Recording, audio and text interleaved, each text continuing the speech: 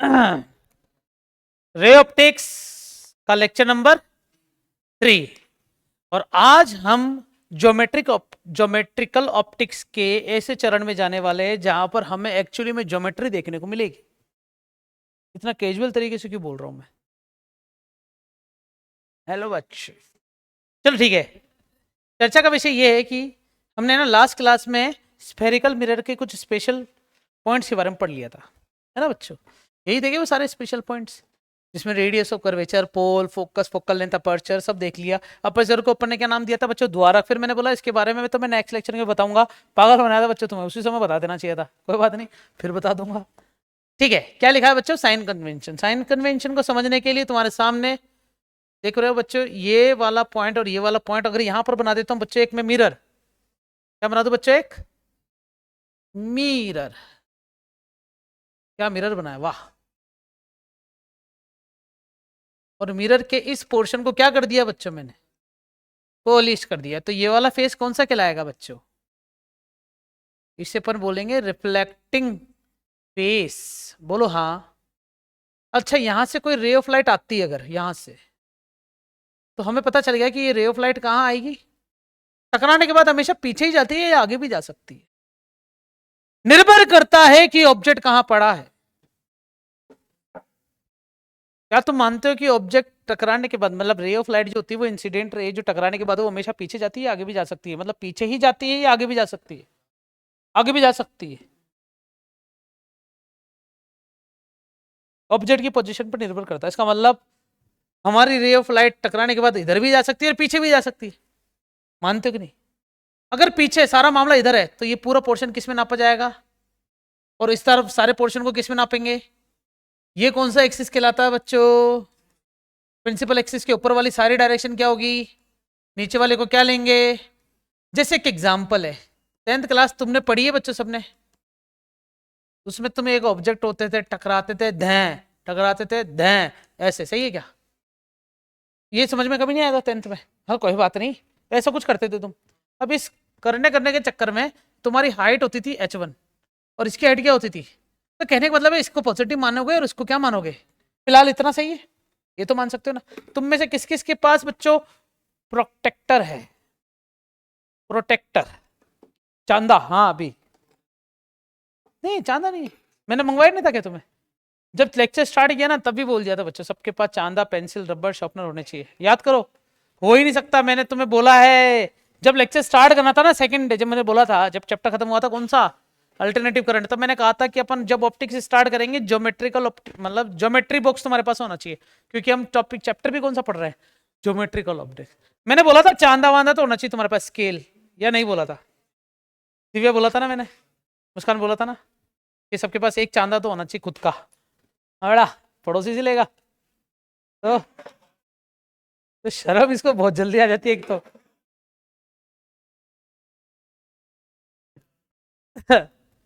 चलो ठीक है, मैंने जो भी बकवास करी ना सारी की सारी बकवास स्टेटमेंट की फॉर्म में लिखी हुई है। तुम्हें ये वाले डायग्राम अगर मुझसे ढंग से समझना है, मुझसे, तो तुम सबके पास खुद की एक स्केल, खुद की एक ब्लू पेन और ब्लैक पेन और रेड पेन होना चाहिए, और एक चांदा होना चाहिए सबके पास अब भी। और चांदा, चांदा आपस में सर्कुलेट कर लेना, चांदा तो होना चाहिए। चांदा समझते हो ना बच्चों, क्या कहते हैं हिंदी में? हिंदी में प्रोटेक्टर कहते हैं, प्रोटेक्टर। नहीं, चांदा क्यों मंगवा रहा? चांदे के पीछे की भी तो कारण है। हाँ ऐसे तू बढ़ा ले, आजा। एंगल एंगल एंगल, मैं कह रहा हूं कुछ सिखाऊंगा मैं। चलो ठीक है बच्चों, ये चारों लाइन पढ़ लो ना एक बार। पहली लाइन क्या लिखी हुई है? All distance are measured from the pole. Pole के लेफ्ट साइड हमेशा नेगेटिव, पोल के राइट साइड हमेशा पॉजिटिव, और प्रिंसिपल एक्सिस के ऊपर वाली साइड हमेशा पॉजिटिव, नीचे वाली साइड हमेशा नेगेटिव। तो यहां पर लिखा हुआ है, सुनो, distance measured to the right of the pole are taken positive. सही है।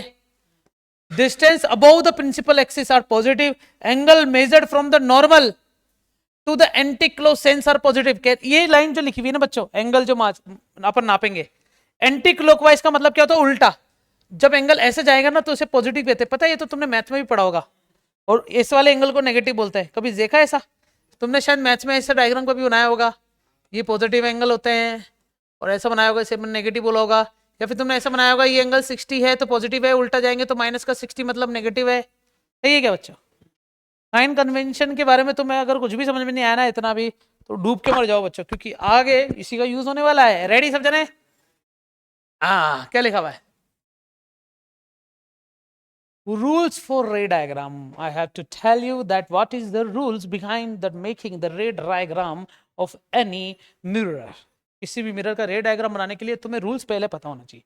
तो रूल नंबर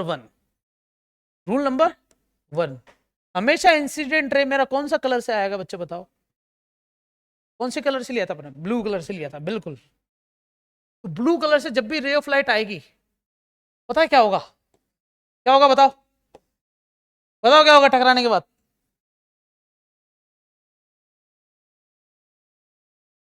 नॉर्मल। क्या बनेगा बच्चों? नॉर्मल कौन बनाएगा? चाचा जी बन गया नॉर्मल।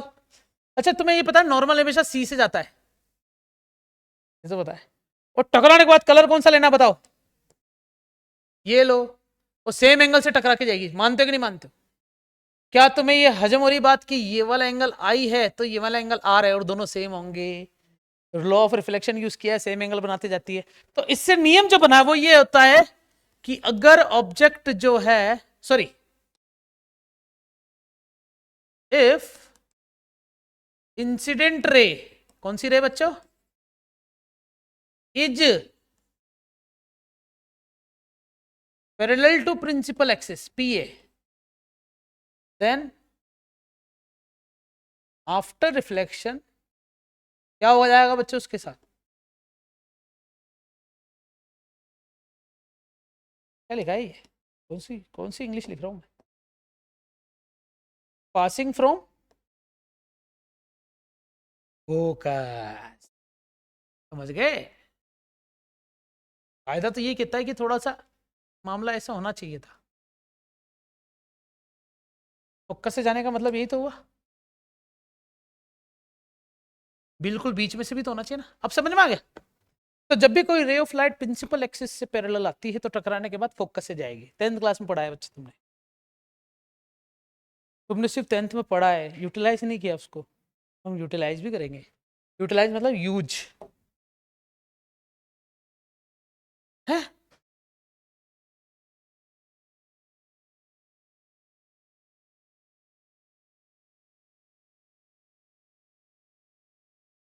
Thank you. इल्ला। दूसरा नियम कहते हैं कि जब भी कोई रे ऑफ लाइट क्या हो जाए बच्चों, कहां से आ रही है इस बार ये बताओ? फोकस से आ रही है। ये क्या पॉइंट है बच्चों? Focus point. तो टकराने के बाद क्या होगा बेटा? नॉर्मल। नॉर्मल मत भूलना बच्चों, कलर भी चेंज करेंगे नॉर्मल का ना। क्या ये नॉर्मल बन रहा है कि नहीं बन रहा? अब सही है, नॉर्मल बन गया। वाह, ये तो चाहते ही नहीं नॉर्मल बनाऊं मैं। अब तो सही है ना?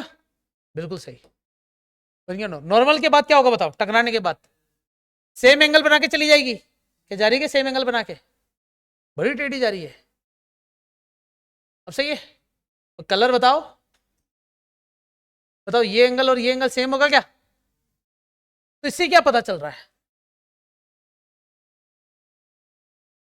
फोकस से आएगी तो पागल हो जाएगी। क्या हो जाएगी बच्चों? इतनी लाइन अच्छी है ना। फोकस से जाएगी तो पागल हो जाएगी, और यहां पर पागल होके आएगी तो फोकस से चली जाएगी। ठीक है देवेंद्र, थोड़ा पढ़ाई में भी ध्यान दे। एक दूसरे को मतलब कुछ भी मीनिंग निकालेगी दूसरा और यार, माना तू लड़का है।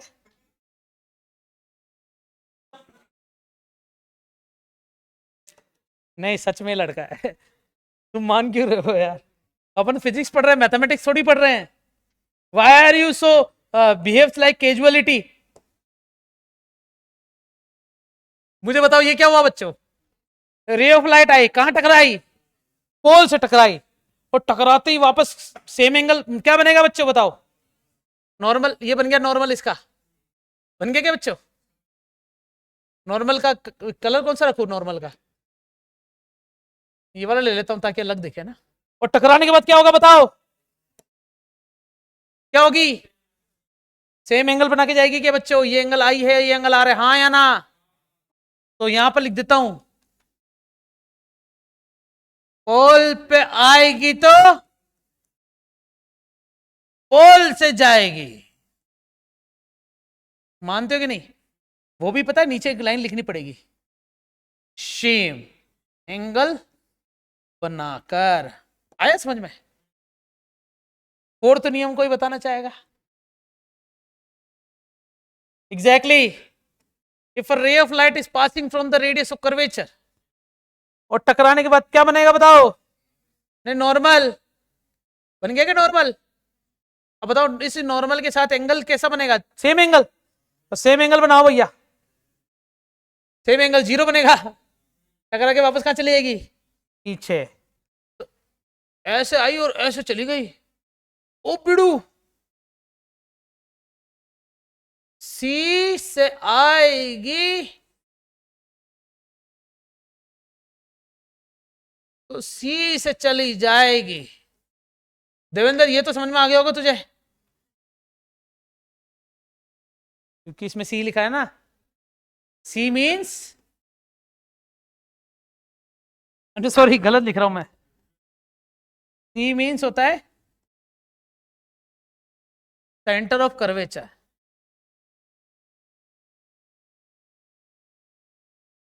और जिसने दारू नहीं पी, मैंने गाना सुना है, वो साला आदमी है सी।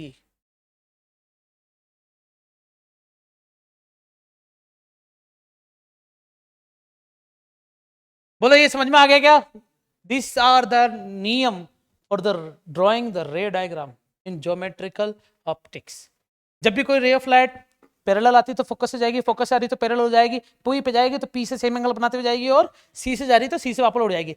तुम्हें इन दोनों के बारे में तो पता रहेगा, इन दोनों में से कौन सा अच्छा लग रहा है बताओ, पी वाला या सी वाला? बोलो कौन सा अच्छा लग रहा है, पी या सी? तुम जो बोलोगे मैं उसी से सारे डायग्राम बनाऊंगा। इन चारों में से सुनो, हमें जब भी किसी पॉइंट को फाइंड करना पड़ता है ना, उस पॉइंट को फाइंड करने के लिए एक ही इंटरसेक्शन पॉइंट चाहिए। इंटरसेक्शन पॉइंट 2 लाइन से बन सकता है, तो इन चारों डायग्राम में से 2 ही नियम उठाऊंगा मैं हमेशा। तो ये 2 तो उठाएंगे उठाएंगे अपन। अब बताओ इन दोनों में से कौन सा उठाओ, ये वाला, सी वाला या पी वाला? तो सी क्यों बोल रहा, सी तो ये है ना, इसको एबीसी मान रहा है तो 1 2 3 ऐसे बोल दो। चलो बच्चे कंफ्यूज हो गए तुम, सी, चलो ठीक है। क्या लिखते हैं बच्चे अपन? अब डायग्राम बनाना की कोशिश करते हैं। सबसे पहला काम, ऑब्जेक्ट कहां रखा? Object at 1 2 3 4। इस बार ऑब्जेक्ट कहां पर है? जब भी कोई ऑब्जेक्ट इनफाइनाइट पे होता है, मुझे पता नहीं कि कहां से आएगा, इसलिए अपन क्या कर देंगे, ला ला ला ला ला। क्या बना रहा हूं बच्चों में? ठीक है क्या? अब मुझे बताओ ये सारी लाइनें टकरा के क्या होगा? अब यहां पर नॉर्मल नहीं बनाऊंगा, वो तो नियम बता दिया ना। तो टकरा के कहां से जानी चाहिए? मानते हो कि नहीं? तो सही है कि नहीं? और ये पॉइंट आ गया मेरे पास है, तू कहां से आ गया?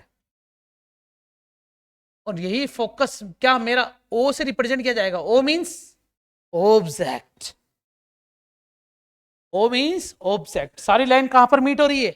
एक पॉइंट फोकस पे, उसी पॉइंट को क्या बोल दिया अपन ने, है ना, इमेज। क्योंकि ऑब्जेक्ट तो इनफाइनाइट पे है ना बच्चों, तो टकरा के जहां पर मिले ऑब्जेक्ट की सारी लाइन टकराने के बाद वापस आए तो उसे अपन बोलते हैं इमेज। तो यहां पर तुम्हें लिखना पड़ेगा इमेज की पोजीशन। कुछ कुल मिला के तुम्हें जो जो चीज लिखना है ना, वो मैं तुम्हें कहां लिख के बताऊं, यही लिख देता हूं बच्चों ना। तुम्हें क्या क्या बतानी है बच्चों इमेज के बारे में? इमेज खराब नहीं होनी चाहिए बच्चों, ध्यान रखना। सबसे पहले तुम्हें बताना ही उसकी पोजीशन। दूसरा तुम्हें यह बताना है कि का साइज कैसे होगा with compare to object, object से बड़ा है या ऑब्जेक्ट से छोटा है। तीसरा तुम बताने की रियल है या फिर इमेजिनरी या वर्चुअल। फिर फोर्थ तुम्हें बताना कि बच्चों इमेज जो है वो इरेक्ट है या फिर इन्वर्ट है। अब मैं इन सब के बारे में बताऊंगा, इसके बारे में नहीं बताऊंगा। फिलहाल मैं एक और डायग्राम बनाने जा रहा हूँ। रे ऑफ लाइट जब भी आती कौन से कलर से आएगी बच्चों? ब्लू कलर से आ रही है क्या? और टकराती क्या होगा बताओ? कहां से जाएगी? ये चलेगी फोकस से। अच्छा, इस बार ऑब्जेक्ट को क्या रखा? इनफाइनाइट एंड सी। ये बच्चों मेरा एफ पॉइंट, ये बच्चों मेरा कौन सा? तो मुझे ना एक काम करना पड़ेगा बच्चों,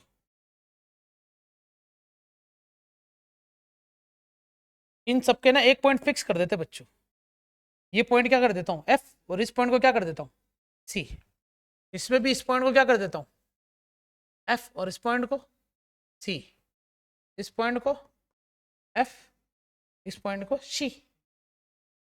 तो ऑब्जेक्ट जो आ रहा है वो कहां से आ रहा है बच्चों हमारे पास? वाह क्या ऑब्जेक्ट है। अब सही है क्या? ऑब्जेक्ट का कलर बोलो यार।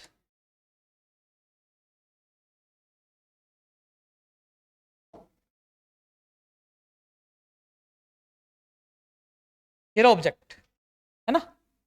तो ऑब्जेक्ट से रे ऑफ लाइट आई पहले तो,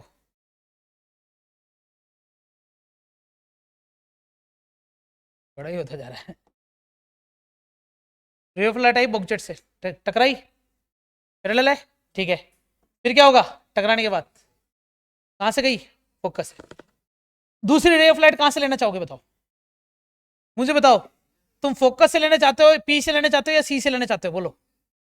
देखो सी से बनाएंगे तो ऐसे जाएगा, पी से बनाएंगे तो यहां से टकराएगी, और क्या हो जाएगी बच्चों? ऐसे चली जाएगी क्या बच्चों? सेम एंगल बनाना बच्चों, ध्यान रखना। बन रहा है क्या सेम एंगल? बनना चाहिए ये वाला एंगल इससे।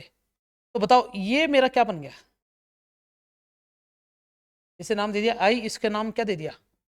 तो मुझे सबसे पहले इसके बारे में क्या बताना, बताओ बताओ इसकी पोजीशन कहां पर है? क्या ये सी और एफ के बीच में है क्या? बिटवीन एफ एंड सी। दूसरा क्या बताना? साइज। मुझे बताओ इसका साइज ऑब्जेक्ट से छोटा है या बड़ा है? स्मॉल, चलेगा। अच्छा कंपेयर करा है किससे? ऑब्जेक्ट से, स्मॉल या फिर स्मॉलर देन इमेज ऑब्जेक्ट लिख सकते हो तुम। तीसरा पॉइंट क्या लिखना है?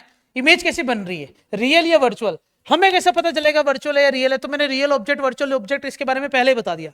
लेकिन इसको याद रखने का एक ही तरीका है, अगर लाइन सारी डार्क बनी हुई है तो सारे ऑब्जेक्ट और इमेज सब रियल होगी। लाइन जैसे ही डेड डेड डैश में बदल जाए तो उसे अपन बोलेंगे वर्चुअल या रियल और इमेजिनरी। तो यहाँ पर ऑब्जेक्ट कैसा बन रहा है बच्चों? इमेज कैसी बनी? रियल। फोर्थ नंबर पे क्या रहा है? उल्टा बनेगा सीधा। तो बताओ इमेज उल्टी सीधी, तो क्या बोल दिया? इधर आओ, इसकी पोजीशन कहाँ है? फोकस पे। साइज कैसा है? वेरी स्मॉल, हाँ या ना? पॉइंटेड भी बोल सकते हो। इमेज रियल है या वर्चुअल है? और इन्वर्टेड है या इरेक्ट है? कुछ भी नहीं पता, इसलिए मैंने क्या लिख दिया? मैं इरेक्ट भी लिख सकता हूं। मैंने इन्वर्टेड ही क्यों लिखा? क्योंकि इसके पड़ोसी इन्वर्टेड था, इससे बनने वाली सारी चीजें इन्वर्टेड होगी, इसलिए मैंने इन्वर्टेड लिख दिया। इरेक्ट भी लिख सकता हूँ क्योंकि पॉइंट का कोई शेप थोड़ी हो सकता, ऊपर होगा नीचे। लेकिन मैंने क्या लिखा? एनसीईआरटी उठाओगे तो क्या मिलेगा? S L Arora, S C Verma, D C Pandey, inverted. चले, दो हो गए डायग्राम। अगली बार ऑब्जेक्ट को क्या रखूं? ऐसे नहीं लग रहा उधर घुस गया है जाके, ना? ऑब्जेक्ट एट सी। इस बार ऑब्जेक्ट को क्या रखा बच्चों अपन ने? सी पे। रेडी? ये रख दिया मैंने ऑब्जेक्ट सी पे। रे ऑफ लाइट कहां से आएगी बताओ? पहले ब्लू कलर की लाइट आई, टकराने के बाद क्या होगा? कहां से जाएगी? फोकस से। दूसरी रे ऑफ लाइट बताओ कहां से लेंगे? नहीं बेटा यहीं से लूंगा ना। अब सारे तुमने तो बोला सी वाला लो, थर्ड वाला, तो थर्ड वाला ही उठाऊंगा ना। मैं फोकस से नहीं ले रहा, मैं दोनों में से, देखो बच्चों चारों नियम में से कोई भी दो नियम उठाएंगे जो तुम्हें अच्छा लगेगा। तो मैंने फर्स्ट वाला और ये थर्ड वाला उठा रहा हूँ ना, है ना? तो इधर आओ, टकराने के बाद क्या होगा बताओ? सेम एंगल बना जानी चाहिए बच्चों, बढ़ा रही सेम एंगल। अब इमेज देखते हैं बच्चों, ऐसी है क्या? ठीक है, तो ये हमारा इमेज हो गया, और यही पहले क्या था मेरा बच्चों? ऑब्जेक्ट भी था। तो बच्चों चलो स्टार्ट करते हैं। पोजीशन बता दो इसकी एट सी। साइज कैसा है? Same size. रियल है? इन्वर्टेड है? हाँ उल्टी है ना। इन्वर्टेड। अच्छा लगा। अच्छा एरो मैंने कहीं नहीं बनाया, तुम एरो दिख रहे हैं कि तुम्हें एरो? एरो नहीं दिख रहे तुम्हें? एरो होना बहुत जरूरी है, बिना एरो के ये डायग्राम रे डायग्राम कहलाएगा ही नहीं, मांगे क्या? वैसे एरो है लेकिन लास्ट में है, तो लास्ट वाले एरो को इतनी ज्यादा तवज्जो नहीं मिलती है। अब सही है, एरो देना बहुत जरूरी है। अगला वाला ऑब्जेक्ट कहाँ रखे बताओ? सेंटर ऑफ फोकस के बीच में रख देवे क्या ऑब्जेक्ट? रख दी मैंने। अब बताओ क्या होगा? रे ऑफ लाइट आई, पैरेलल, टकराई, टकराने के बाद क्या होगा? कहां से जानी चाहिए? सीधी क्यों नहीं बन रही? फोकस से जाएगी, जाएगी बिल्कुल। अगला लाइन कैसे लूं बताओ? ऑल से ले लूं, और सेम एंगल बना के जानी चाहिए।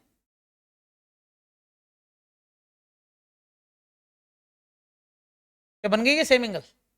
लग रहा है कि नहीं लग रहा? ठीक है।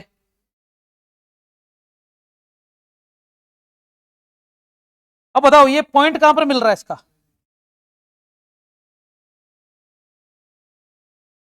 यहां मिल रहा है क्या? अब बताओ जरा, क्या ये मेरे लिए आई हो गया क्या? ढंग से देखो, ऑब्जेक्ट की पोजीशन बताओ। मुझे हटना पड़ेगा ना। पोजीशन किस किस के बीच में है? सी एंड, अरे वाह बेटा, सी और इनफाइनाइट के बीच में बन रहा ऑब्जेक्ट। पोजीशन आ गई। साइज बताओ। बड़ा है, रियल है या वर्चुअल है? और इन्वर्टेड है या सीधी है? सीधी, मतलब सीधा सीधा लिख दिया मैंने, इन्वर्टेड है। क्या डायग्राम हो गया। अब ऑब्जेक्ट को कहाँ रखूंगा? फोकस पे रखेंगे। रेडी? तो दीस आर द एफ, और ये क्या है? सी। यहां पर भी क्या लिख देता हूं? एफ, और इधर इस बार ऑब्जेक्ट फोकस पे रखा। ऑब्जेक्ट को फोकस पे रखते ही क्या होगा? रे of light I, parallel light आएगी, टकराने के बाद कहां से जाएगी बताओ? हाँ, भले फोकस पे पड़ी हो तो क्या करेंगे, रहेगा तो वही। फिर बोल सही, टकराने के बाद कहां से जाएगी? अरे ऐसा है क्या? तो कहीं पे मिल रही है जाके? मिल रही बच्चों, देखो देखो, पहले ऑब्जेक्ट की बातें लिखो। ऑब्जेक्ट एट एफ, तो बताओ इसकी पोजीशन कहाँ है? इनफाइनाइट पे जाके मिल रही है। साइज क्या है? नहीं बेटा, वेरी लार्ज। और दशरथ डबल एक्सएल। ठीक है, और रियल रियल रियल, और उल्टी है क्या? इन्वर्टेड। अब बताओ ऑब्जेक्ट को कहां रखें? Object between F and P, focus और पोल के बीच में। रेडी बच्चों? नीचे यो, टकराएगी, आएगी, जाएगी, पैरेलल लाइन है बेटा। हे वाह,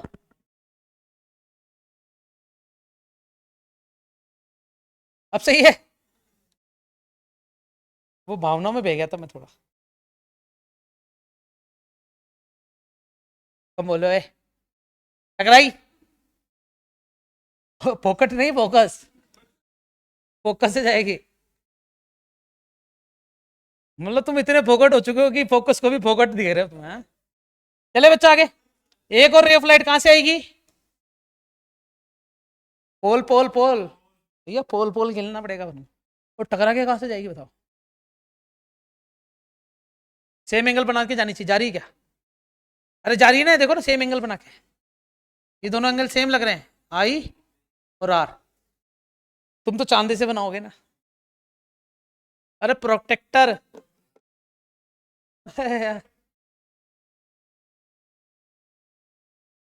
क्या ये लाइन पीछे की तरफ जानी चाहिए? क्या इस लाइन को पीछे की तरफ जाना चाहिए और टकराने के बाद यहां मिलना चाहिए, और मिलने के बाद एक दूसरे से बातचीत हो जानी चाहिए इनकी, और इसी बातचीत में इसको आई बोल देना चाहिए। ओ तो बताओ इसमें पोजीशन कहाँ हुई? हाँ बेटा, इमेज की पूछूंगा ना मैं। पोजीशन, हाँ बिहाइंड द मिरर। दूसरा साइज बताओ, साइज लार्ज है ना, बड़ा साइज। और वर्चुअल, कैसे पता चला वर्चुअल है? क्योंकि लाइन अब कैसी बन गई, डेट डैश डॉट डॉट डॉट वाली, इसे हैचिंग भी कहते हैं। और इमेज सीधी है उल्टी है? सीधी को क्या बोलेंगे? देखिए क्या, अब ये जो मैंने डायग्राम बनाया है इसमें तो क्या है कि डिजिटल बोर्ड का योगदान था, इसलिए लाइनें सीधी बनी है। तो तुम्हारे पास किस चीज का योगदान होगा? दो चीजों का, एक तो स्केल का और एक डी का। अब मेरे को दो डी देना बेटा।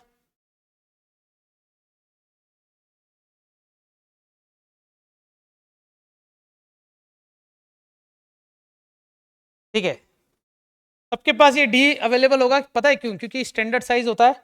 अब एक स्केल भी देना बेटा।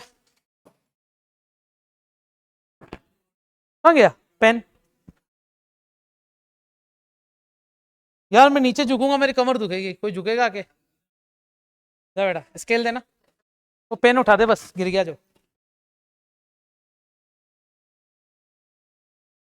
थैंक्स, थैंक यू बेटा, थैंक यू बेटा।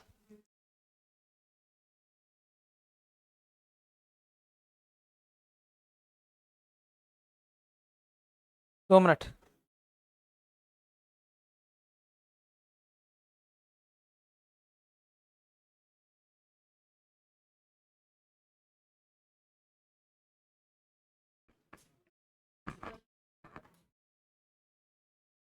देखो भैया, ये जो डी है, इस डी का डायमीटर है 10 सेंटीमीटर। कितना? 10। इसका मतलब इसकी रेडियस हो जाएगी 5 सेंटीमीटर। तो जब तुम पेन, जब इस डायग्राम तुम ड्रॉ करोगे तो डी को रखोगे, डी का थोड़ा सा पोर्शन ऐसे बना लोगे, सही है? लेकिन तुम्हें ये तो पता है कि डी का ये एक बड़े से डी का पार्ट सर्कल का पार्ट हो सकता है। तुम्हें पता चल गया बच्चों कि यहां से यहां तक ये 5 सेंटीमीटर होगा, that is called centre of curvature. और 2.5 सेंटीमीटर पे तुम्हें क्या मिल जाएगा? पहले तो तुम्हें सारे डायग्राम बनाने हैं 6 के 6 ऐसे, मैंने भी तो पहले ही बना रखे डायग्राम। फिर जब तुम लाइन ड्रॉ करोगे स्केल से, तो तुम सेम एंगल नापने की जरूरत नहीं, तुम्हें पोजीशन पता रहेगी हर बार। जो भी डायग्राम बनाओगे ना, उसमें तुम्हारा फोकस और सी तो चेंज होगा ही नहीं। नहीं होगा बच्चों, सच में। तुम्हारा सी और एफ तो फिक्स हो गया। जब सी और एफ फिक्स हो गया तो तुम पोजीशन बदलते जाओगे, पहले इनफाइनाइट, फिर इनफाइनाइट और सी के बीच में, फिर सी पे C F F F P, सही है? 6 डायग्राम बनाए, 6 के 6 बिल्कुल ऑथेंटिक बनेंगे, रियल बनेंगे। तुम चाहो तो ये जो ये वाला डायग्राम है ना, इस डायग्राम को देखो बच्चों। मेरी रे ऑफ लाइट 1 2, तीसरी ये भी हो सकती थी क्या? चौथी बताऊं क्या हो सकती थी? ये भी हो सकती थी। अब जो लाइन फोकस से जाती है, कहां से जाती है? क्या चारों नियम लगाने के बाद ऑब्जेक्ट की इमेज वही मिली है क्या? लेकिन तुम्हें चारों नियम लगाने की जरूरत नहीं है। कोई भी 2 नियम लगाओगे तुम्हारा रे डायग्राम अच्छा बनेगा। अगर तुम्हें ये रे डायग्राम सच में बनाना आ गया समझ में, तो तुम आगे बना के 10th में भी समझ में आ गया होगा, इतना तो आ गया था, अभी भी समझ में आ गया। कभी खुद से बनाया सच में ऐसा डायग्राम, बिल्कुल ऐसी मेजरमेंट करके या डायरेक्टली? डी को यूज करके बनाया या डायरेक्ट कुछ भी मेजरमेंट? कंपास से ग्राफ पेपर पे बनाया होगा। ठीक है, इतना अपन को रॉकेट साइंस नहीं पढ़नी, इसका तो यूज में ले सकते हैं। इसका तुम्हें डायमीटर भी फिक्स है, तुम्हें इसका कर्वेचर भी दे रखा है, सबका कॉमन होगा बच्चों, सबका डायग्राम सेम बनेगा। तो ये कि ये डायग्राम मुझे कल तक सबकी कॉपी में मस्त तरीके से बना हुआ चाहिए बच्चों। कैसे? मस्त तरीके से। तो इसको यहीं छोड़ देता हूँ।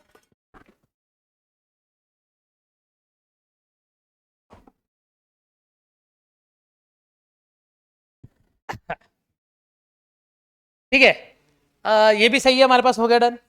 अब ये क्या रहा है, मिरर फॉर्मूला पढ़ाने से पहले मैं कुछ और पढ़ाना चाहता हूं। रेडी हो सब जने?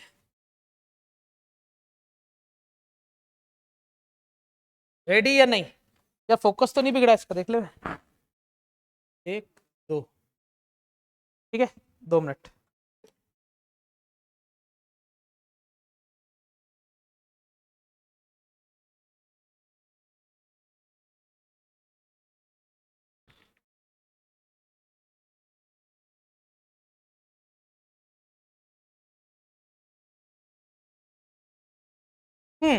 देखो,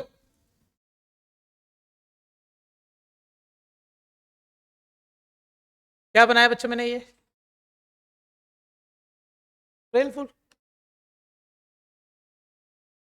अब सही है, इधर आना बेटा। ये चलो सामने देखो। अब मैंने कहीं पर भी मेरी इच्छा से एक ऑब्जेक्ट ले लिया, टकराने के बाद होगा क्या देखना। रे ऑफ लाइट आई, टकराए, टकराने के बाद क्या होगा, टकरा के जाएगी कहां से, फोकस से। फिर पोल से लिया, टकरा के कहां से जाएगी, चलेगा। ये हमारे लिए क्या है, इमेज, ये हमारे लिए क्या है, ऑब्जेक्ट। बहुत बढ़िया। तो यहां पर हालांकि मुझे दूसरी लाइन की जरूरत नहीं थी, इससे काम हो जाना चाहिए मेरा। ठीक है, देखते हैं। जब ऐसा हो रहा है तो ये बताओ, ये क्या है, क्या लग रहा है, लग रहा है कि नॉर्मल? बिल्कुल भी नहीं लग रहा। नॉर्मल है मान लो ना बच्चों, ये एंगल आई है और ये एंगल कितना है, थोड़ा बड़ा कर दूंगा डायग्राम। अब सही है, ये एंगल आई, एंगल आ रहा है, ठीक है। ढंग से देखना, सुनो, तुम्हें ये भी पता है कि आई एंगल आर के बराबर होता है, तो क्या ये वाला एंगल तुम मुझे बता सकते हो ये आई प्लस आर के बराबर होगा? क्या तुम ये भी बोल सकते हो क्या? क्या तुम इसको आई बोल सकते हो क्या? बोलो हाँ। और सुनो सुनो सुनो, यहां से यहां तक के डिस्टेंस को फोकस बोल देता हूं, यहां से यहां तक की डिस्टेंस तो रेडियस ऑफ कर्वेचर होगी। बोलो हाँ। अगर इस मिरर को मैं बिल्कुल सीधा मानू, ऐसे है नहीं सीधा लेकिन सीधा मान लू, तो that is P and that is योम perpendicular upon base ten I. कौन से एंगल की बात हो रही है बच्चों, सी वाले पे। तुम चाहो तो इसको बच्चों ये भी लिख सकते हो, टेन सी, और इस पॉइंट को क्या बोल देता हूं, ten F. Perpendicular upon base and perpendicular upon base. बताओ, टेन सी का मतलब हो जाएगा टेन आई। टेन परपेंडिकुलर की वैल्यू कितनी है बच्चों, मध्य प्रदेश, और बेस कितना बच्चों, एफ पी। टेन एफ मतलब कितना है, 2y। ये भी क्या है बच्चों, मध्य प्रदेश। ये भी क्या है बच्चों, CP, Connaught palace. CP means Connaught palace. किसी का कॉल आया साइलेंट मोड पे, देखता हूँ कौन है।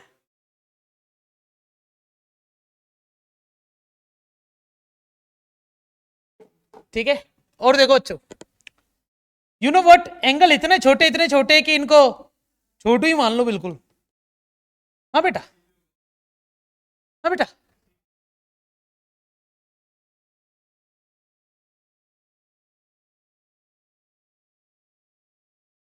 इसे एफ पी बोल दो, इसे सीपी बोल दो, ऐसा तो तुम कह रहे हो कि ये सीपी ये एफ पी। देखो बच्चा, जिस पर आई है तो वो सी और पी होगा ना इधर, और ये वाला 2 आई है तो इधर एफ पी होगा, बस इतना ही तो बता रहा हूं मैं। हाँ,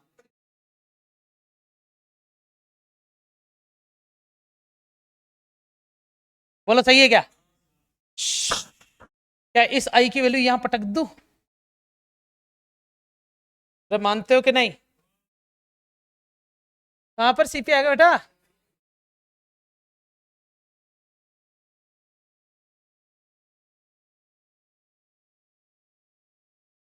सीपी बस। अच्छा आई की वैल्यू यहां रख दो, अब 2 इंटू मध्य प्रदेश करनोट palace is equal to Madhya Pradesh, बस मध्य प्रदेश से मध्य प्रदेश कट गया, तो 2/CP बराबर क्या आ जाएगा 1/FP। अच्छा बताओ सी और पी की डिस्टेंस कितनी है, आर एफ पी की डिस्टेंस कितनी है एफ, तो एफ बराबर कितना हो जाएगा, that is the proof of कि फोकस जो होती है वो रेडियस ऑफ कर्वेचर की आधी होती है। मैं लिखवा भी देता तुम मान भी लेते और बोलते कि हाँ ये तुमने 10th में ही पढ़ा है। मान लो 1 नंबर का क्वेश्चन आ गया, proof that the focus is equals to the half of the radius of curvature, तो ये ज्योमेट्री तुम्हारे काम आएगी क्या बच्चों, इसे कहते हैं application of trigonometry. 10th class में ये टॉपिक है ना जिसमें ट्रिग्नोमेट्री यूज करके पढ़ा दिया जाना चाहिए वैसे तो ना, 10th में ये टॉपिक था, प्रूफ हुआ था ऐसा है ही नहीं, डेरिवेशन भी नहीं है, 1/V प्लस 1/U बराबर 1/F, ये भी कहां से आया कोई अता पता नहीं, रेडी हो पता करने के लिए, ज्योमेट्री आनी चाहिए बस। देखो मैथमेटिक्स यूज हो रही है इसलिए मजा आ रहा है, मैथमेटिक्स यूज नहीं होती तो और मजा आता। मैं थ्योरी लिख के लिया था और बोलता बच्चा देखो ऐसे होता है, ऐसे होता है, इलेक्ट्रोमैग्नेटिक वेव में होगा ऐसा, बिल्कुल होगा, क्योंकि भैया इतिहास गवाह है इलेक्ट्रोमैग्नेटिक वेव में जो उन्होंने लिखा है वैसा मुझे बताना पड़ेगा, उसमें कोई रॉकेट साइंस बताने की जरूरत नहीं है। एक्सरे करके एक टॉपिक आएगा इलेक्ट्रोमैग्नेटिक वेव में, है ना, किसका नाम आएगा बच्चों, एक्सरे। एक्सरे की खोज जिसने करी, जिसने पेटेंट साइन करवाया ना, उसको तो नोबेल मिल गया, खुश हो गया वो जीवन में, जबकि एक्सरे की वास्तविकता में खोज किसने करी बच्चों, आइंस्टाइन के फादर ने। अब आइंस्टाइन के फादर ने खोज कैसे कर ली, वो तो साइंटिस्ट थे ही नहीं, नहीं वो साइंटिस्ट नहीं थे, वो एक फोटोग्राफर थे, वो एक इंजीनियर वर्कशॉप चलाते थे जहां पर फोटो को पेपर पे उतारने का काम करते थे, क्या कहते हैं प्रिंटिंग कहना, जो वो आती थी ना रील्स, क्या बोलते थे उसे, नेगेटिव्स को पॉजिटिव में बदलने का काम करते थे एक तरीके से, तो उनको फ्लैश लाइट ढालनी पड़ती थी, तो उस फ्लैश लाइट से नेगेटिव से सामने इमेज प्रोजेक्ट होती थी, फ्लैश लाइट की इंटेंसिटी इतनी ज्यादा बन गई कि एक बार वो अपना हाथ से उसको सेट कर रहे थे और उस समय ही रे ऑफ लाइट बहुत सारी पास हो गई और सामने इमेज देखा ना तो उनके कंकाल छप गया, वो डर गए, वो ये हड्डियां ये किसकी आ गई, वो डर गए, सच में डर गए, उनको थोड़ी पता था, हालांकि साइंस के बारे में उनको जानकारी थी, वो भी एक इंजीनियर थे, अच्छा वर्कशॉप चलाते थे, तब जाके उन्होंने भैया अपने बच्चे को बुलाया कि बेटा देख मेरे साथ क्या हो गया है, लेकिन आइंस्टाइन क्या अपने फादर को पसंद नहीं करता था, ना उनकी बातें सुनता था ना कुछ, तो लेटर का जवाब ही नहीं दिया, फिर उसके फादर ने क्या करा, नोबेल प्राइज देने वाले जो होते हैं ना उन तक अपना वो इन्फॉर्मेशन पहुंचा दी कि मेरे देखो मैंने एक कंकाल को प्रिंट करने वाली मशीन बना दी है, तो जो इस पेपर के पीछे बहुत सालों से पड़ा हुआ था ना कि मुझे एक ऐसी मशीन बनानी जो हमारे शरीर को मांस को या मांसपेशियों को इनको हटा के सिर्फ हड्डियों की ही इमेज दे पाए, हमें कुछ ऐसा बनाना, वो उस पर काम कर रहा था, साइंटिफिक तरीके से काम कर रहा था, प्रोजेक्ट रिपोर्ट बना रहा, लेबोरेटरी में ना रात दिन एक कर रहा वो साइंटिस्ट, उससे नहीं हो रहा और वो चला गया उससे मिलने उसके पिताजी से, बोलो बताओ कैसा, अरे कुछ नहीं मैं तो ऐसे तो कर रहा था और मजा आ गया, उन्होंने सब बता दिया, तो उसने अनुमान लगाया कि हाँ लाइट की इंटेंसिटी का अलग तरीके से चेंज कर दिया उसने, लाइट की इंटेंसिटी चेंज करी तो जिससे number of layer of light radiation की से पास हुई, रेडिएशन प्रोपेगेट होगी सामने की तरफ, सिर्फ हड्डियां ही हुई और हड्डिया को वो आगे रे ऑफ लाइट को जाने नहीं दिया और प्रोजेक्शन हो गया, और 2 दिन बाद तो पेपर पब्लिश कर दिया कि एक्स रे का हुआ आविष्कार, और आइंस्टाइन का फादर, यार वो इतने उस समय लाखों करोड़ों रुपए मिलते थे ना, जिससे मतलब नोबेल के 7 पीढ़ी खाती है जिसको नोबेल मिलता है ना, उसके परिवार की 7 पीढ़ी बैठे बैठे खा सकती है, इतना पैसा मिलता है, इतना फेम मिलता है, ठीक है। तो अब आइंस्टाइन के फादर डिप्रेशन में चले गए, इस वजह से उनको हार्ट अटैक आ गया और वो निकल गए, और आइंस्टाइन को ये पता ही नहीं कि मेरे पिताजी ने एक्सरे की खोज करी, वो तो सालों बाद पता चला कि ये जो था, क्योंकि साइंटिस्ट के बीच में बात तो चलती रहती है, तेरे को पता तेरे पापा की थ्योरी थी, वो तो क्या बात कर रहा है, 2 पैग और पिलाया उसको।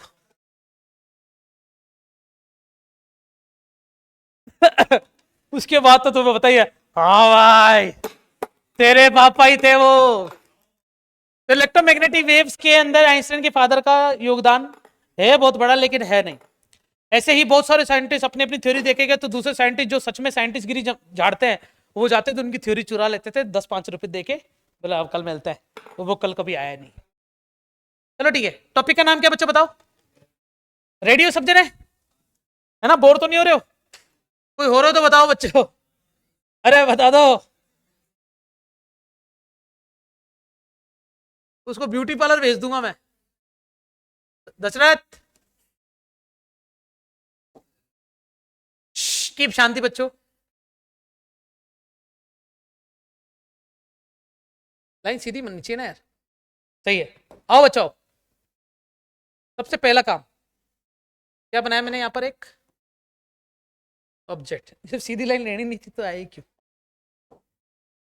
बताओ, यहां से रे ऑफ लाइट आएगी तो टकराने के बाद कहां जाएगी? इस बार तो रे ऑफ लाइट सारी, चलो अब मामला कर ही रहे हैं तो ले ही लेते हैं। ठीक है, अगली वाली रे ऑफ लाइट किधर से आएगी बच्चों? पोल से आएगी और टकरा के कहां जाएगी? यही लू क्या? हाँ चलो यही ले लेते हैं, चलेगा। और चलने के बाद दैट इज इमेज, और ये क्या है बच्चों? ऑब्जेक्ट। सबको सही है समझने? इधर देखो, अब आएगा मजा। तुम्हें ट्रायंगल बनाने पड़ेंगे बच्चों। ओ, इसको नाम दे देते हैं ए बी। इसको क्या नाम देते हैं बच्चों? A dash B dash. चलेगा? इसी के साथ देखते जाना, ये पॉइंट क्या है मेरा? फोकस। इसके बीच में कहीं सी होगा बच्चों, यहां पर मान लो सी, इसे आधे पे। क्या तुम मुझे बता सकते हो ये वाली डिस्टेंस कितनी होगी यहां से यहां तक की? यहां से यहां तक की डिस्टेंस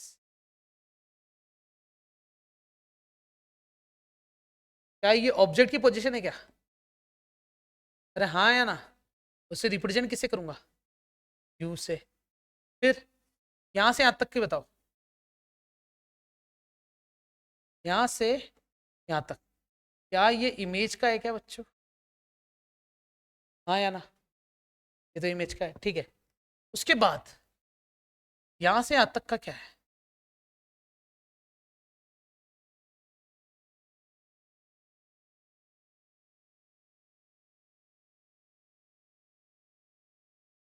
बहुत बढ़िया, अब रेडी? ठीक है, मुझे ट्राइंगल दिख रहे हैं बच्चों बहुत सारे। ट्राइंगल ए बी पी, और ट्राइंगल दिख रहा है बच्चों मुझे ए डैश बी डैश पी। दिख रहा है क्या? कौन कौन से ट्राइंगल?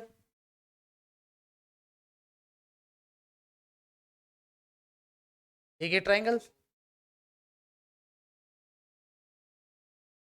एक ये ट्राइंगल। दिख रहा है क्या? यहां ले आता हूं और यहां ले आता हूं, चलेगा क्या बच्चों? अब बताओ, क्या ये वाला एंगल आई है और ये वाला एंगल भी आर है क्या? दोनों सेम है क्या? ये एंगल कितना है और ये भी कितना है? किसी भी दो ट्राइंगल के केवल दो एंगल इक्वल हो जाए तो तीसरा तो इक्वल होगा ही होगा। ये क्या बोल दिया मैंने? बायोलॉग्स नीव। हाँ वही तो बोल रहा हूँ, क्या बोल दिया मैंने? ये किसी भी दो ट्राइंगल के अगर दो एंगल इक्वल हो गए तो तीसरा तो होगा ही होगा। कैसे? नहीं, एंगल सम प्रॉपर्टी। जैसे किसी ट्राइंगल की बात करते हैं, ये 90, ये 30 होता तो ये भी 30 होता, ये 30 होता तो ये भी 30 होता, और ये 90 तो ये भी कितना है? तो बताओ, ये 90 ये 30 तो ये कितना होगा? 60। तो नीचे वाला भी कितना होगा? तो यही तो बोल रहा हूँ, किसी भी दो ट्राइंगल के दो एंगल इक्वल हो तो तीसरे तो अपने आप इक्वल होगा। इसलिए दो ट्राइंगल को सिमिलर प्रूफ करने के लिए दो एंगल भी इक्वल हो तब भी काम हो जाएगा। इसे बोलते हैं एंगल एंगल प्रॉपर्टी से बोथ ट्राइंगल आर को सिमिलर। मैं यहां लिख देता हूं, यहां यहां ना, you know that angle A बराबर है एंगल ए डैश के। चलेगा?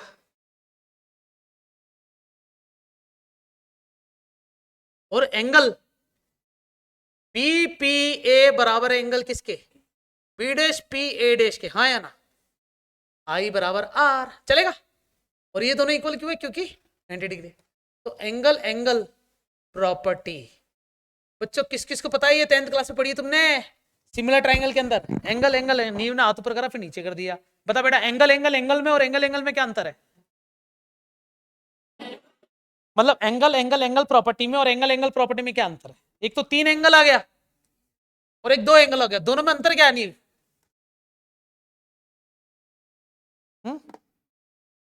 क्या अंतर है दोनों में?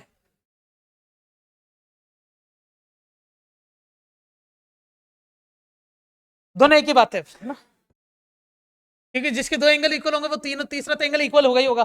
लेकिन लिखने की जरूरत नहीं, कभी कभी ऐसे एंगल एंगल भी लिख देते हैं ना, तो एंगल एंगल में तीनों एंगल भी इक्वल होते हैं और एंगल एंगल में दो एंगल इक्वल होते हैं।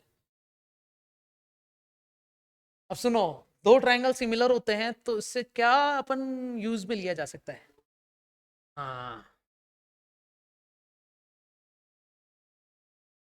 कोरोस्पोंडिंग साइड रेशियो आर, हाँ या ना? Corresponding side ratio are equal मतलब होता है जो खड़ा है और जो खड़ा है कोरोस्पोंडिंग, जो आड़ा है वो आड़ा है। अरे समझ में आया क्या? वो टेढ़े को मत लेना, बस बेटा यहां तक सही है। अब सुनो, इसको नाम दे दो इक्वेशन नंबर 1, चलेगा क्या? फिर मैं दो ट्राइंगल और ले रहा हूं बच्चों, triangle A dash B dash F and triangle P, ये क्या है? एम, ये तो इसका ए, ये एम पॉइंट है ना, पी एम एंड एफ, चलेगा? कौन कौन से ट्राइंगल ये बताओ? एक तो यो और एक यो। अरे आया क्या समझ में? इसमें इसको नाम दे दिया एफ, ये क्या है बच्चों? ए डैश, ये क्या है बच्चों? बी डैश, यहाँ पर क्या है? पी, ये क्या है? एम, ये एंगल 90, ये वाला एंगल 90। अच्छा, ये एंगल और ये एंगल आपस में एक दूसरे के इक्वल होंगे क्या? वर्टिकल अपोजिट एंगल जबरदस्ती, कुछ भी मैं कुछ भी बोल दूं मैं, तुम तो मान लोगे?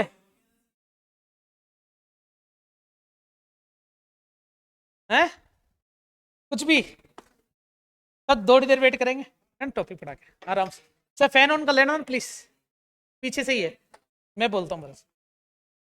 हाँ अच्छा, नहीं बेटा, इसे कहते हैं एकांतर कोण, अल्टरनेट इंटीरियर एंगल।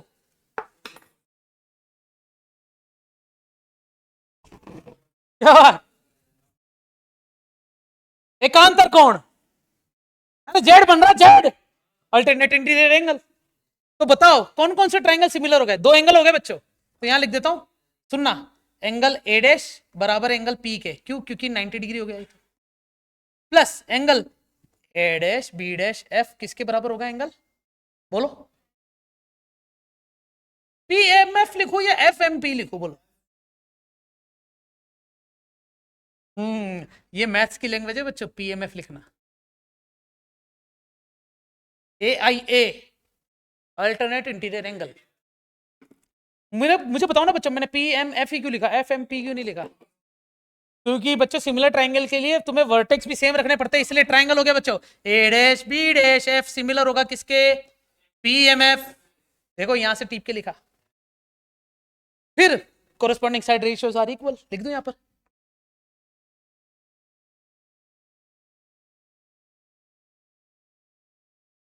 ये कोरस कोरस, अब ठीक है, सही है। बताओ जो खड़ा है वो खड़ा है एमपी, वो जो आड़ा है वो आड़ा है एफपी, हाँ या ना? कोई परेशानी किसी को? अब सुनो, क्या तुम्हें पता है कि जो तुम्हारा एमपी है वही तुम्हारा एबी है? मध्य प्रदेश ही एबी है। ये देखो, अरे ओए मध्य प्रदेश ये आंध्र प्रदेश तो इधर का है बेटा, ये आंध्र प्रदेश है ना, ये प्रजाति अलग है बेटा, तो थोड़ा साइड रख। मध्य प्रदेश में रहते, कहाँ चला गया? हाँ, क्या ये तुम्हारा एमपी ही एबी है क्या? ठीक है ना? ओके, तो मैं लिखने वाला हूं, तैयार हो सब जने? ए डैश बी डैश बटे में ए बी बराबर में ए डैश एफ अपॉन में एफ पी। बोलो हाँ। के बाद जो लिखूंगा वो सब, हाँ नहीं दिख रहा? क्या नहीं दिख रहा? अच्छा, अब दिखेगा, देखना बच्चा। तू तो बेटा ये बता दे कि ये मैंने क्या लिखा है, तो ये समझा देगा ना, मैं तेरे को समझा दूंगा नहीं तो। ये समझ के दिखा, तू तो उल्टा पुल्टा। ठीक है, इसको इक्वेशन नंबर क्या नाम दे देता हूं? तैयार हो सब जने? बेटा इसके पापा भारी बैठे हैं, तू कहे तो बात करा दू, अभी उन्हीं को मैंने बोला है। अरे अभी रुक जा बेटा, देखिए बेटा, तू बोल तो बाहर मिलियो, और बाहर देख ले सेफ है तू, अंदर तो मेरे से सेफ है, बाहर पापा से सेफ है। किसने बोला? अब जिम जाता होगा तू, मैं जिमने जाता हूँ। अच्छा देखो, 1 को 2 से बराबर कर दूंगा, इक्वेशन नंबर 1 और 2 बराबर कैसे होगी बताओ? A B upon A dash B dash, A B upon A dash B dash, क्या क्या बच रहा है बताओ? ए पी, बता रहा हूँ ना क्या बच रहा है, बता रहा हूँ भाई, बता रहा हूँ। देखो ए पी, अच्छा सुनो, अब थोड़ा सा सीरियस रहना, क्योंकि हम बिल्कुल कहां पर पहुंचने वाले हैं, जिस चीज के लिए निकले थे अपन मिरर फॉर्मूला निकालने के लिए, हम वहां पर पहुंचने वाले। ज्योमेट्री अच्छी लगी? 10th क्लास पूरी की पूरी आगे कवर में है ना, 10th क्लास सिमिलर ट्रायंगल वाला चैप्टर तुम्हें हार्ड लगता होगा 10th में बच्चों। सुनो सुनो सुनो, हार्ड नहीं था वो, उसमें 2 थ्योरम थी, बीपीटी और एक ये, है ना? हाँ थ्योरम थी, मतलब दोनों थ्योरम को अगर सच में यूज करना आ गया ना, तो उसको तो चैप्टर बहुत अच्छा लगता था। जबकि थ्योरम को अगर एनसीईआरटी से पढ़े ना तो क्वेश्चन सोल्व नहीं हो सकते, इसलिए मैं इसको खड़ा आड़ा से समझाता हूँ। जो खड़ा है वो खड़े में भाग दो, जो आड़ा है वो आड़े में भाग दो, corresponding side ratios are equal, इस बारे में चर्चा भूल जाओ। खड़े में खड़ा का भाग, आड़े में आड़े का भाग, बस इतना सा याद रखना। ठीक है, लगाया तो वही है मैंने, कोरोस्पोंडिंग ट्रायंगल वाला, सिमिलर ट्रायंगल वाला कंसेप्ट, लेकिन नहीं, अपन खड़ा खड़ा आड़ा आड़ा करेंगे। अच्छा देखो इधर, ए और पी की डिस्टेंस तुम्हें टीप के बतानी पड़ेगी बच्चों, बताओ पी की डिस्टेंस कहां से लेके? यार एपी की डिस्टेंस बताओ ना बच्चों, यू लिख दू? तो यहां पर लिख देता हूं मैं यू, क्या लिखा है, वाह।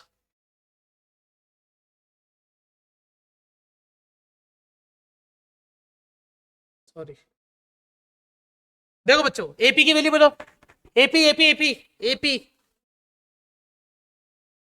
ए पी, ये क्या है? ए डैश पी, ये क्या है? बोलते जाओ, एपी की value you, A dash P की वैल्यू वी, एफ पी की वैल्यू एफ, ए डैश एफ की वैल्यू ए डैश एफ, यहां से यहां तक कैसे वी माइनस एफ बोल दूंगे बच्चों? पूरा वी है, वी माइनस एफ, तो यहां पर क्या जाएगा? इसके बाद जो लिखूंगा मजा आएगा तुम सबको, रेडी? ला ला ला ला ला, क्या करा मैंने? उल्टा पुल्टा। उसके बाद देखो बच्चों, बोलो किस किस के समझ में आया? चलेगा ये भी? या फिर मैं ऐसे करूं, जल्दी चलने तो चलने कुछ में, तो v अपॉन में u बराबर v अपॉन में f माइनस v अपॉन में v, ये तो बिल्कुल समझ में नहीं आया होगा तुम्हें, सवाल ही पैदा नहीं होगा तुम्हें आगे।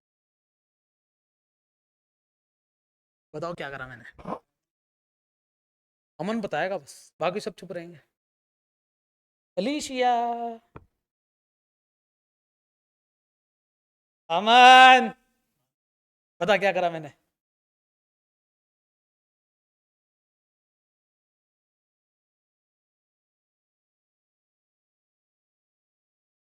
चल तू चाहे तो फोन फ्रेंड कर सकता है। लक्ष्य कह रहे मेरा नाम मत लियो भाई। बता भाई बताओ, बॉयज में से कोई तो बता दो, देखो गर्ल्स की तो आंखों में आंसर चमक रहा सीधा सीधा। नहीं बेटा, एफ को एफ से काटा तो वो तो 1 हो गया, फिर 1 को वापस वी अपन वी लिख सकते हैं, एफ की जगह वी नहीं लिख सकते, मैथमेटिक्स कहती है वैसे चलेंगे ना बेटा, तेरे पास मैथ्स है? हिंटेड बोल दिया सर बायो आज तो। चलो देखो सामने देखो, इसके बाद जो लिखूंगा वो तो तुम्हें बिल्कुल आ जाएगा समझ, मतलब आ जाएगा बच्चों। कोमल वी को पूरा गायब कर दिया, ऊपर से वैनिश आउट कर दिया। ओहो क्या बात है सर,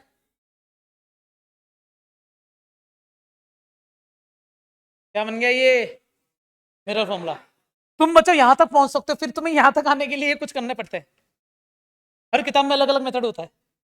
वो तो चलो अपन को मैथ्स अच्छी आती है इसलिए अपन ऐसा कर सकते हैं, तुम इसको ना दोनों तरफ क्रॉस मल्टीप्लाई करके भी सॉल्व करोगे तब भी आंसर आएगा। डेरिवेशन कितना छोटा है बताओ, सिर्फ तुम्हें ना 2 रेशियो चाहिए थे, दोनों रेशियो से इक्वल करके सिर्फ ये वाला फॉर्मूला बना सकते हो क्या?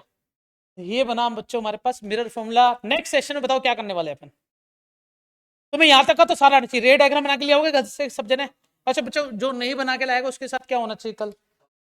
2 चीजें हो सकती है, या तो तुम छुट्टी कर लेना बच्चों, क्वेश्चन तो होता रहेगा ना, वो तो क्या है। तुम तो बच्चे देखो, अगर तुम रे डायग्राम और ये डेरिवेशन नहीं उतार के लाओगे ना तो कल छुट्टी मान लेना, है ना। क्योंकि ना कल जो मैं तुम्हें पढ़ाने वाला हूँ ना, ये देखो ये सब चीजें, ये सब दिख रहा है क्या तुम्हें, ये सारे क्वेश्चंस, ये मैं क्वेश्चन इतने सारे इसलिए लेके आया हूँ ताकि तुम्हें यहां तक पहुंचा के फिर मैं फोड़ू मतलब क्वेश्चन फोड़ू। एक तो होता क्वेश्चन फोड़ू, एक मैं तुम्हें फोड़ू, तो तुम क्या चाहते हो, क्वेश्चन फोड़वाना है या खुद को फोड़ो। इसलिए कल तक है ना रे डायग्राम सारे बना लेना, और ये वाला डेरिवेशन एक और उतरा होना चाहिए तुम्हारे पास। एफ आर बाई 2 होता है, उसका डेरिवेशन भी तुम्हें याद होना चाहिए। आज के लिए इतना काफी है। थैंक यू सो मच बच्चों, चलिए खत्म करते हैं।